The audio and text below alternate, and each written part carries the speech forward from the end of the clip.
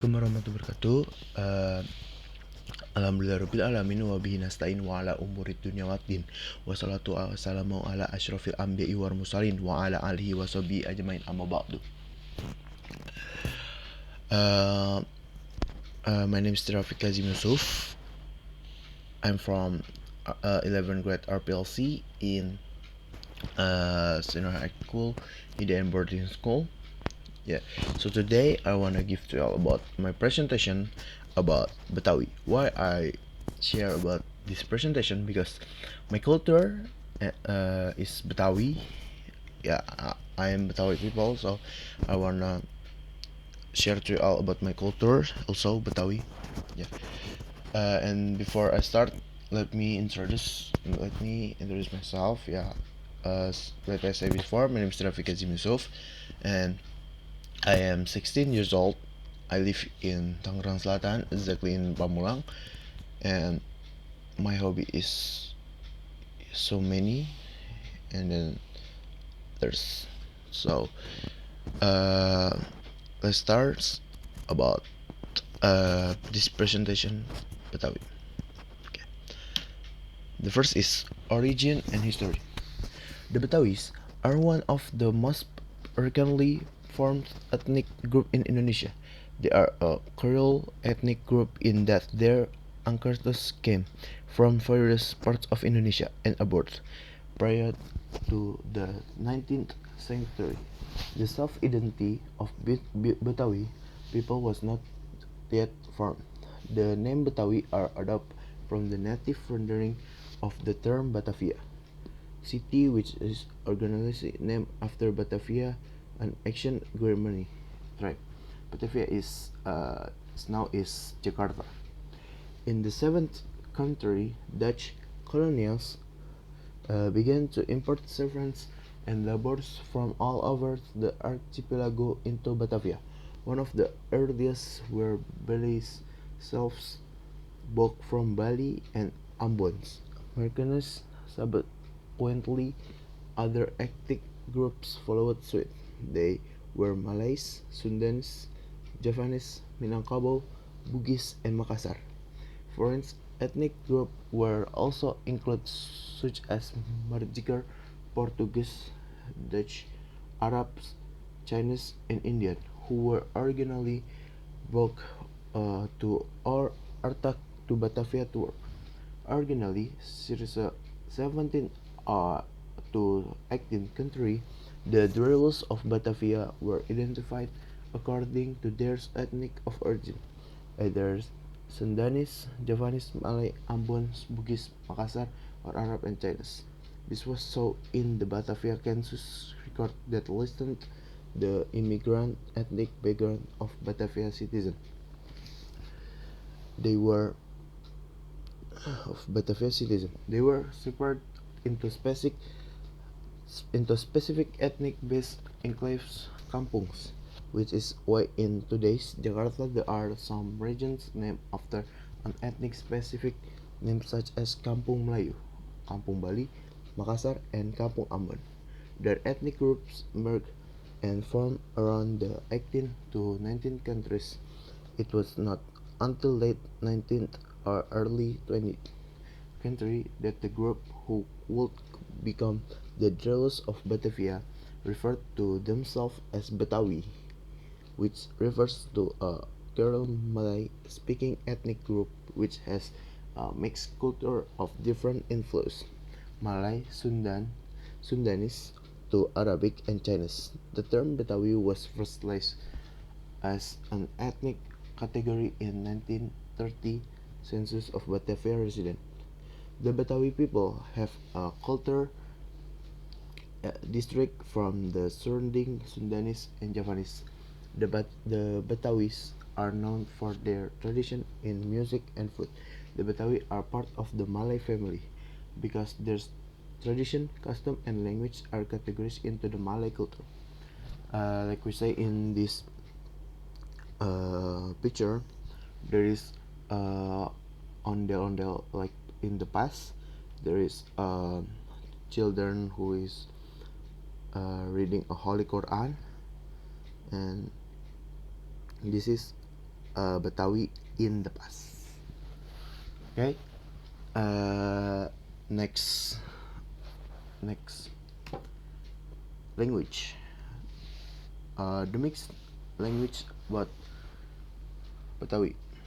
The mixed nature of Betawi or Jakarta, dialect Malay or Batavia Malay is a reflection of Betawi culture in general, which is the result of cultural assimilation, both origination from other regions in the archipelago as well as foreign cultures. There are also those who argue that the ethnic group that inhabit the area around Kapala, now Jakarta, are also classified are early Betawi, Proto-Betawi tribes. According to history, the Tarumanagara kingdom, which was centered in Sundapura, was once attacked and conquered by the Srivaja kingdom from Sumatra. Therefore, it's not surprising that the native Betawi people who originally spoke Kawi and inhabited the area around the port of Sunda Kalapa long before the yacht plagues already used the Malay language. Some even said other tribes, such as the Sundanese who inhabited this area, also used the Malay language, which is commonly used in Sumatra and West Kalimantan. The use of this language is due to the increased number of immigrants from other Malay areas, such as West Kalimantan, due to Shelendra being considered negligence when Sriwijaya asked for help to protect the sea area west of the Cimanuk River as a result of the Sriwijaya Kediri peace agreement mediated by China, which later became the national language. Due to difference in the language used between the Betawi and Sunda tribes in other areas. At the beginning of the 20th century, the Dutch considered the people living around Batavia to be a different ethnic from the Sundanese and called it Betawi ethnic, even though there are still many regional names and river names that are still preserved in Sundanese, such as the words Ancol, Pancoran, Cilandak, Ciliwung, Cideng, which originated from Cihidung and later changed to Cideung and last to Cideng, and others are still according to the naming described in the ancient manuscript Pujangga Manik, currently kept in the Bodleian Library, Oxford, England.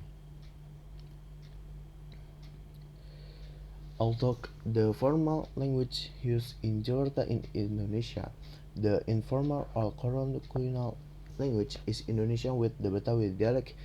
The Betawi dialect itself is divided into two types, namely the Central Betawi dialect and the Marginal Betawi dialect. The Central Betawi dialect general sounds A, while the Marginal Betawi dialect is A. The Central Betawi dialect is often considered a true Betawi dialect because it originates from the place where Jakarta began, namely the Betawi village area around Jakarta Kota, Sawah Besar, Tugu, Cilincing, Kemayoran, Senen, Keramat to the southernmost boundary Master atau Jatinegara. Outskirt Betawi dialect ranging from Jatinegara to the south, Kondet, Jagakarsa, Depok, Rawabelong, Ciputat to the southern edge to West Java. Examples of speakers of the Central Betawi dialect are Benyamin Sueb, Ida Royani, and Aminah Cendra Kasih because they really come from the Kemayoran and Keramat Sentiong area.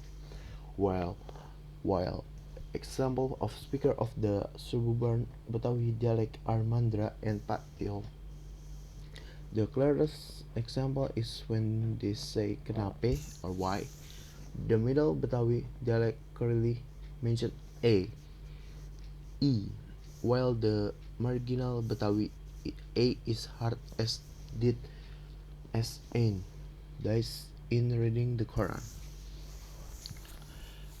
This is in this picture there is example from the Betawi language like this, bujuk dah layar, and in Betawi there is so many people who say pantun. The example like this, layar perahu boleh tarikin, sepatu baru boleh dibeliin, biar kata kita orang miskin, sholat 5 waktu jangan ditinggalin, baju hitam celana hitam dijahitnya pakai benang, kalau emang lu jago berantem mari buktiin siapa yang menang, anak Betawi kudu pinter ngaji biar bisa nuntun anak bini, rajin sholat ama bisa main silat biar bini kagak digoda buaya darat. Okay, here's an example from the language of Betawi. Okay, next is religion. In Betawi, a majority of the Betawi people follow Islam. However, there are a significant number who profess the Christian faith. Among the Betawi ethnic Christians, some have claimed that they are the descendants of the Portuguese migrants, which intermarried with the local population who mainly settled in the area of Kampung Tugu, North Jakarta. Although today Betawi culture is often perceived as a Muslim culture, it also had other roots, which includes Christian, Portuguese, and Chinese Peranakan culture. Recently, there is an ongoing debate on defining Betawi culture and identify as mainstream. Betawi organizations are criticized for only accommodating Muslim Betawi, while marginalizing non-Muslim elements with Betawi culture such as Portuguese, Christian Betawi, Tugu, and Tangerang Cina Benteng community. In this picture, example, there is who people doing pray together and then reading Holy Quran. Okay. Next is culture.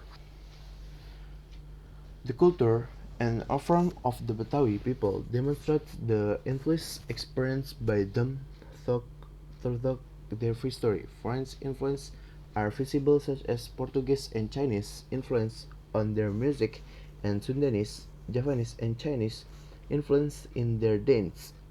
Contrary to popular perception, which believe that Betawi culture is currently marginalized and under pressure from the more dominant neighbor Javanese and Sundanese culture, Betawi culture is actually thriving since it is being adopted by immigrants who has settled in Jakarta.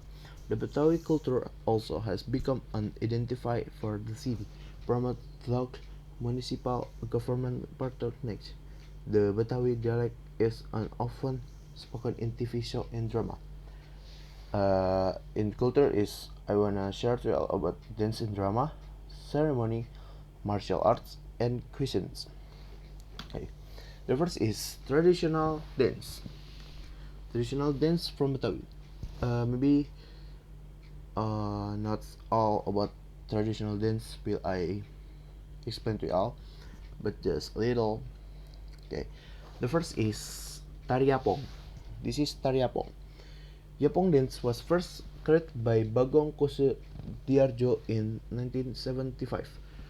On 1975, this dance is usually held when the birthday of Jakarta is approaching. Well, at that time, the cultural service usually prepared several regional dance from various parts of Indonesia. The name Yapong is taken from the sound of the song Ya Ya Ya Ya, combined with the sound of music that sounds like Pong Pong Pong, which is finally combined into Yapong. Until now, this dance has become a typical Betawi traditional dance. The instruments used in this dance are rebana, biang, rebana ketimprang, and rebana hadro.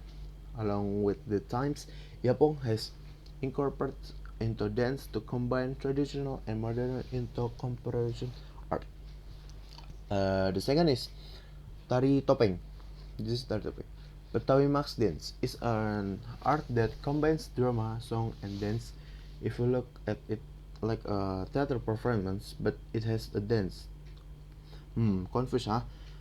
Formerly, Max dance was one of the traditional theater performance, but the elements of dance were introduced into it until I was like, no. Do you want to know more about Betawi Max dance?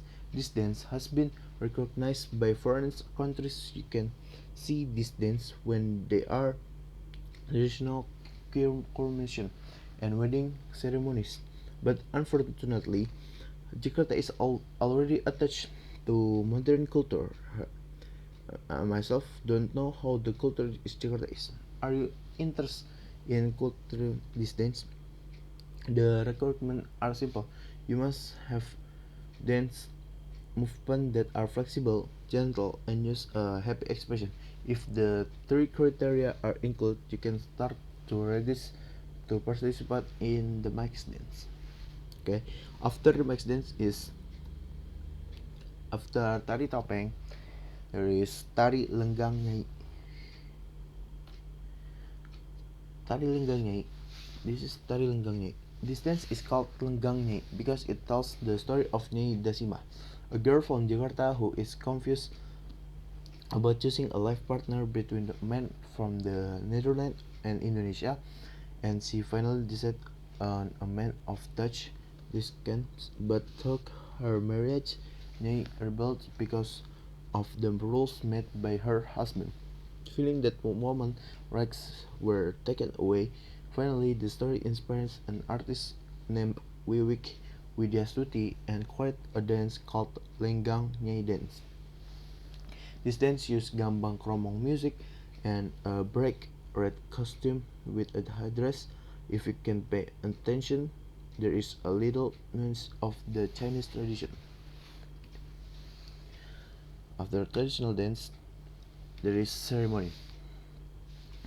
Maybe I just explain two ceremonies in Betawi, in culture Betawi.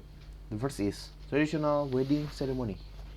Usually, the Betawi people marry people who are still related to them. The reason is they believe that marrying an outsider will cause havoc. The procedure before that marriage is carried out is to introduce the young people directly. If it feels right, the young man's parents will propose to girl parents.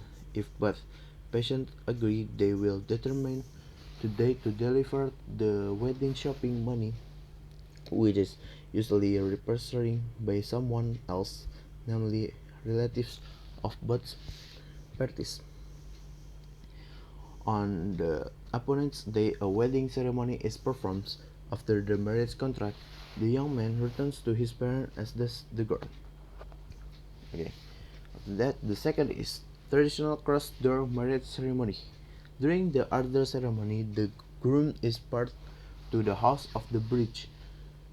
The familiar and answer ceremony with rhythms accompanied by tambourine rhythms and marhaban songs. The groom is allowed to enter the house to meet the bride and side by side.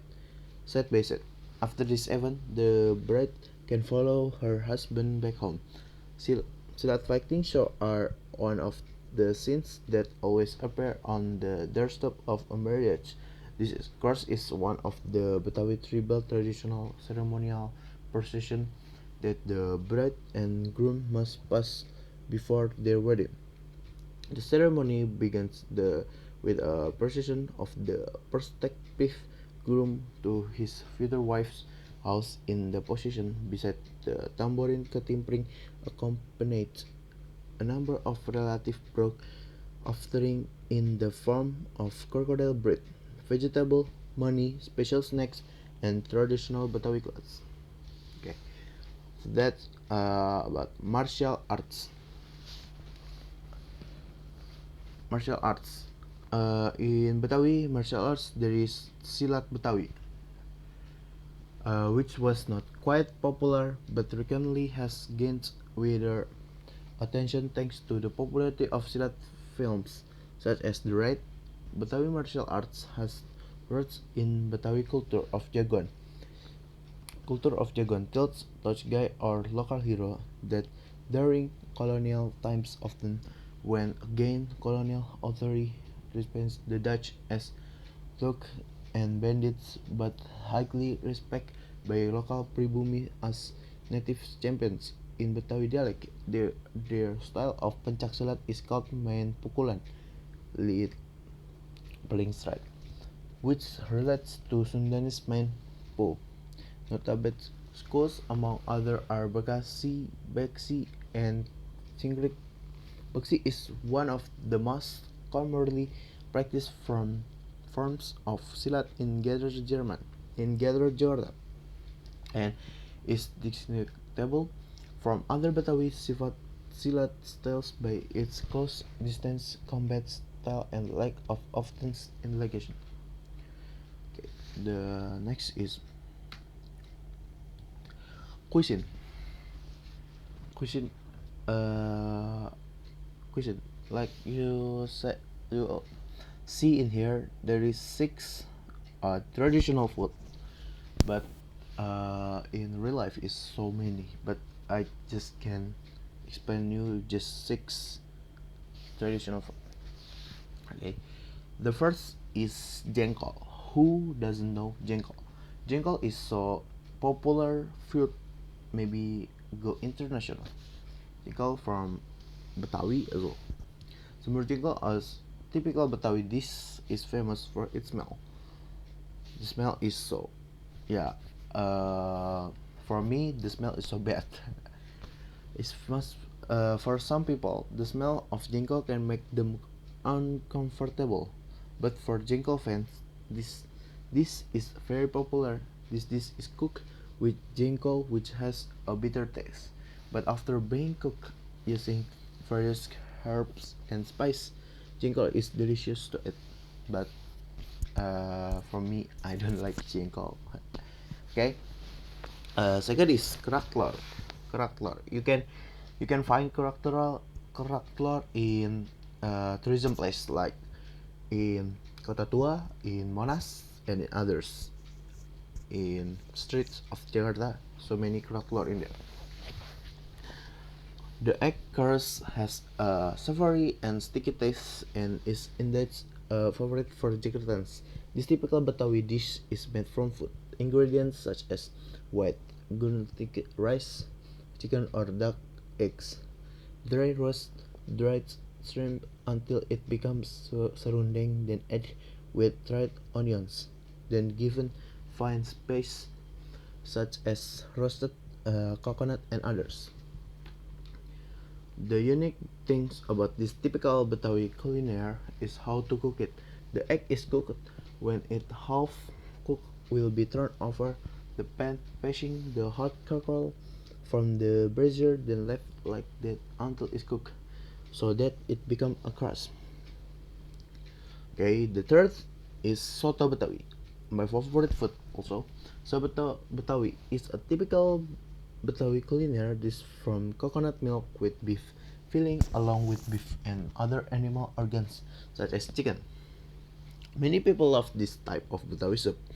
The fans are not only people in Jakarta. Other people in various regions in Indonesia also like to eat this Betawi specialty. Soto Betawi has a savory taste that is different from other soto. The fourth is ketoprak. Ketoprak is so many in everywhere. I think you can find ketoprak in the street. The next traditional Betawi food is uh, gado-gado. Gado-gado, not ketoprak. Sorry, gado-gado Betawi. Gado-gado itself means mixed up in the Betawi language, which is as favorite of the Betawi people. Various types of boiled vegetable with potatoes, tofu, tempe, and eggs drizzled with peanut sauce and a sprinkling of crackers make this popular with many people. This typical Betawi cuisine is very delicious to eat with rice or served with rice cake. Okay. The five is asinan Betawi. Asinan Betawi is generally a mixture of mustard grains, cabbage, beans, supports white tofu and like to sprinklets with the French peanuts. All of that is then poured with peanuts, salt and vinegar and chili sauce mixed with large yellow noodle cracker. Besides the besides delicious and fresh, this typical Betawi food is also classified and healthy because it uses a lot of vegetable. The sixth is roti buaya. Crocodile bread has an important role in traditional Betawi marriage. This typical Betawi culinary, which has a length of about 15 cm, was brought by the groom to be given to the bride at a wedding or proposal at a traditional Betawi wedding. This crocodile bread has its own meanings for Betawi presidents, namely as an expression of the loyalty of a married couple that the Betawi people have trust from generation to generation. Okay. The next is traditional cake. Just three will I explain to y'all. The first is kue cucur. Yeah, I think you all already know about kue cucur. Cake brownies is one of the traditional Betawi cakes that we often and easily find in traditional markets and in cake shops. This cake can also be found in places such as wedding ceremony, baby haircuts, and others. This birthday cake tastes sweet with a soft texture in the middle and is crunchy on the edge. This cake, made from rice and brown sugar, is cooked by frying, including one of the typical Betawi food that you must try. The second is kue rangi. Rangi cake is one of the traditional Betawi cakes that we still often encounter in various places in Jakarta. This typical Betawi cake, made from a mixture of generates, coconut, and sago flour, is served with brown sugar sauce that becomes thick with a mixture of sago. The third is kue talam. The third is kue talam. Talam cake is one of type of traditional Betawi snack that is easily found anywhere in Indonesia. This cake is made with flour raw materials such as rice flour, tropical flour, with flour or sago flour. After traditional cake, now is traditional drink. The first is es lendang mayang. For the Betawi people, es lendang mayang must have become a familiar drink. Yes, because this is one of the traditional dishes which is quite refreshing. As the name implies, the basic ingredients are made from selendang mayang, which is a type of a cake mixed with rice flour and sago, which is then shaped like jelly and then given a sprinkling of coconut milk sauce. Selendang mayang is also an original snack of Betawi tribe whose excitation is almost extinct due to being eroded by the times the presence of various contemporary drinks. Even so, you can still find it when visiting the Kota Tua area, Jakarta. Although there are not many sellers, you can still rely on them as an alternative to quench your thirst. And now, enough with this 5 until 10,000 capital to enjoy a potion. The second is ice dogger. Ice dogger is feels like almost everyone's thought Nusantara has tasted this traditional snack. Yeah, I think you all know about this drink, es doger. Who could I know? Es doger is traditional snack from Indonesia society that is spread in almost every corner of the archipelago. You can also find it easily both roadside beverage outlets, shopping malls, or fancy restaurants. Apart from being fresh, it is also quite filling because it savors with quite a variety of fillings, including young coconut meat, sake, type coconut, and condensed milk. Besides the delicious taste, the price is not too expensive, only around 5 until 10,000 rupiah. The third is kopi jahe. Yeah. Well, for you coffee addict, if you go to Jakarta, try some Betawi style coffee. Granted, it can be addictive because it tastes really good. Try drinking ginger coffee. The original Betawi drink is very popular with many people. Apart from that, it tastes fresh. Has this aroma. Its properties are also good for health because it's made from ginger spice. Not only does it have easy recipes, ginger coffee is also a drink that is easy to find, even though it is available in packs and is widely marketed in supermarket with varying price. Okay. Next, there is a traditional weapon. Traditional weapon, yeah. Also in Betawi, uh, famous in Betawi is traditional weapon is golok. The first is golok.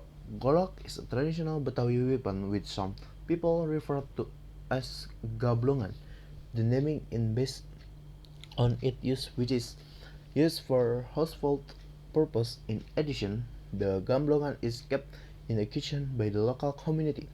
Besides, is also a match which is known as sorenan. Sorenan is a machete that has a sarong or a blade covering the blade. The sarong, the sarong serves to protect the wearer from the sharpness of the machete. The second is belati. For, the dagger is a traditional Betawi weapon which has three parts, namely the body, the handle, and the sarong. This type of dagger is used by champions as a throwing weapon to target enemies at long and medium distance. Because of that, the dagger has a very sharpness so that it can stick in the target area. This traditional Jakarta weapon is made of iron on its body.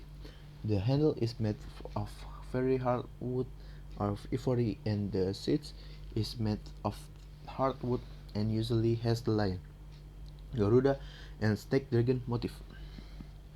The third is punta. Punta is a traditional Betawi weapon that has a flat tip. This punta weapon has similarities with Sundanese traditional weapon, namely the kujang. What this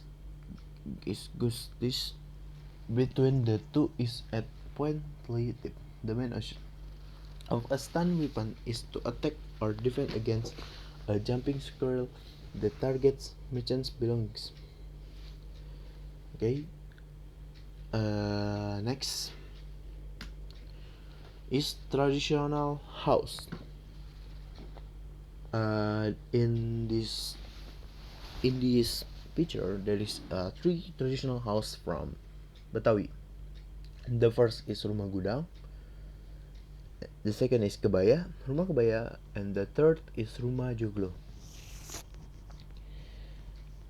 Okay.